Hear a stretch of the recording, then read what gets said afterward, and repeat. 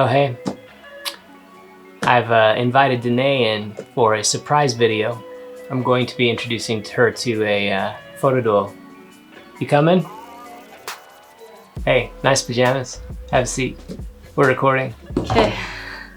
Everybody's waiting for you. Sorry. Okay.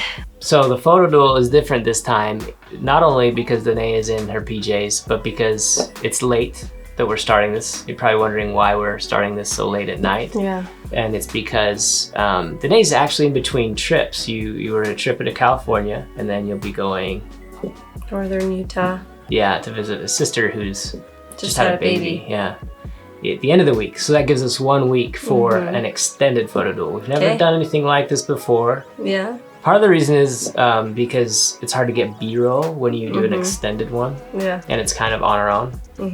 So let me tell you what we're gonna be doing. Okay. I've had this idea for a long time, and I've wanted to test compact cameras, point and shoot style cameras that are pocketable. One of the things that we both really love to do, one of our favorite types of photography, is documentary photography of our family. That means always having a camera with you because you never know when something awesome is gonna happen.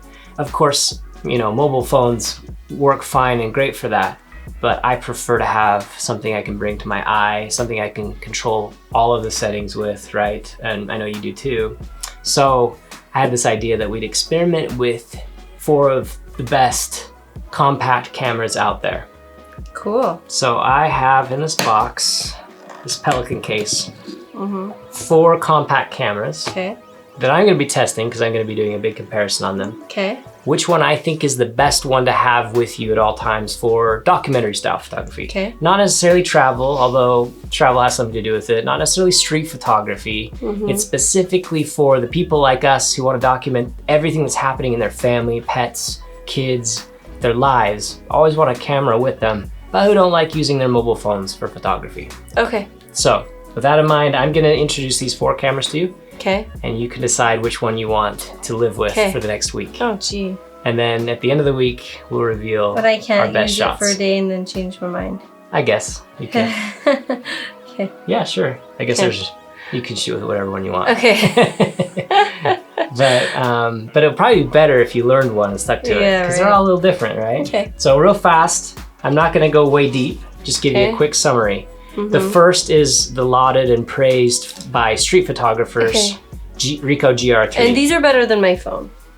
Depends on what better, right? We probably won't go into that argument here, but you can't use your phone for this test or for this challenge. All right. So the first one is the Ricoh GR III, and it is, the screen does not articulate. The lens does not zoom. It is a fixed 28 millimeter, oh, I guess it's an 18 millimeter, but it's on APS-C. This is the same crop as a Fuji. So good quality sensor. People really love the quality of image that this puts out and the lens that it has.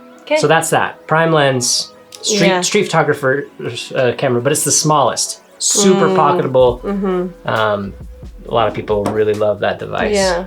Next up, we have the extremely powerful. This is probably the most feature-rich of all of them. This is the Sony RX100 Mark VII.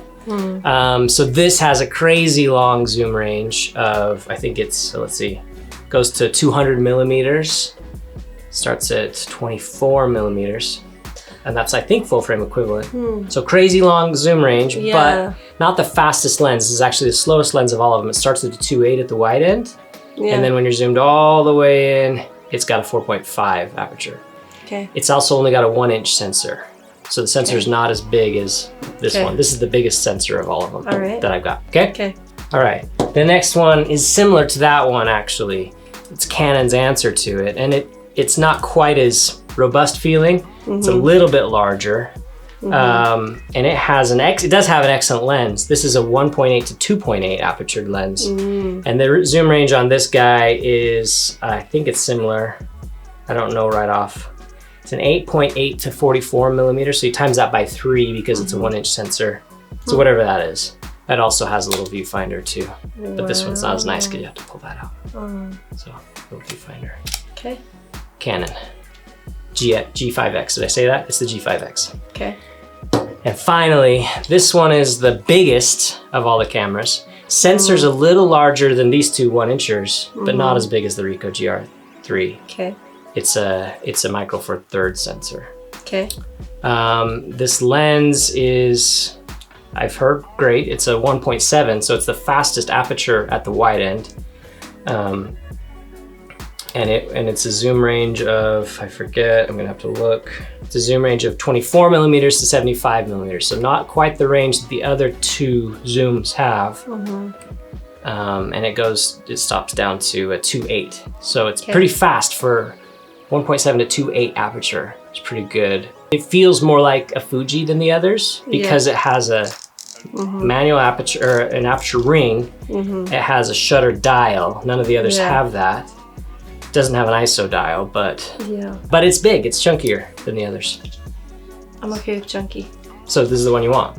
Okay. Yeah. It's a good mix of good lens, good aperture lens for and zoom and flexibility with the zoom. Yeah. But also a good sensor size. Yeah, that's a good smart pick. Thanks. Now I have to decide. I hadn't thought about it ahead of time. I know it's either between the Sony RX100 or the Ricoh GR III.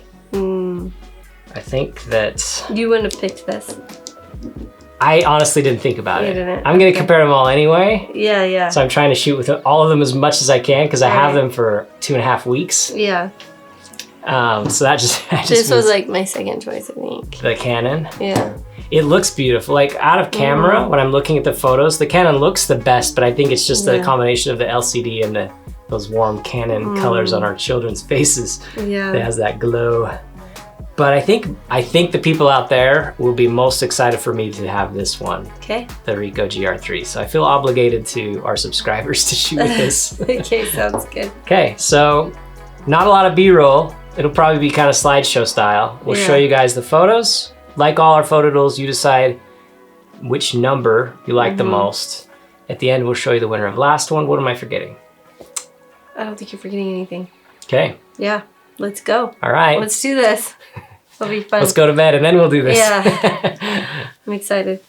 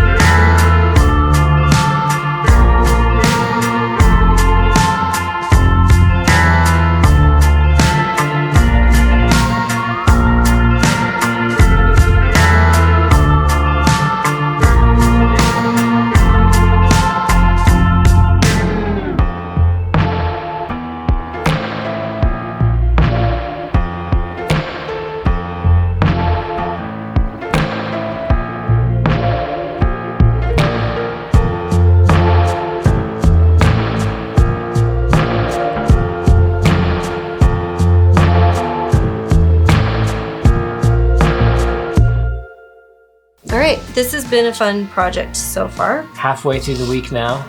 I like the camera I've been using. I feel like I just figured it out, so I need to keep using it. Is there anything you hate about it?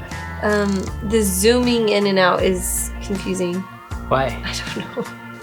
Because I turn this ring and I can't get it go back in. I think I mapped the ring to be zoom, but normally people don't. They use it for like shutter. But yeah, you should probably use this button. Okay. The thing I hate about it is that it's slow. Yeah. It takes too long to zoom. Yeah. So it's almost better to treat it as a prime unless you really need to zoom. Yeah. And do you like the photos that you've gotten so far? Or do you think you would have preferred to just be using your phone? It might be slightly better than my phone. Yeah. Yeah. I haven't had it around my neck every day, all day like I should. But when I'm like, I'm taking so-and-so this place, you know, throw it around my neck. But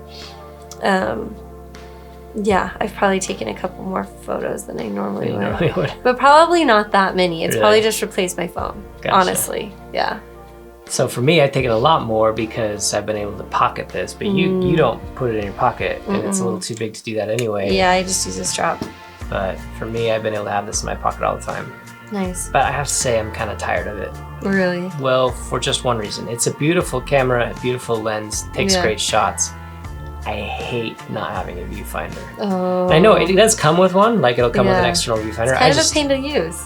Well, it is like this, and it doesn't have a flip screen. So if you're using it like this, the only time I use an LCD is when I'm using a flip screen. Otherwise, I've got it up here. So I'm kind of tired of it. I know it does come with a viewfinder, but I don't have it. So I'm ready to switch. So I think I'm gonna switch to the Canon G5X for the rest of the photo duel in the last 3 days. All right. And the last 3 days are gonna be exciting because we have family in town, so there should be lots of opportunity for candids. What about you? Do you want to switch to the Sony, or are you still good? I'm happy with mine. Okay. Yeah. Alrighty. Ready, go.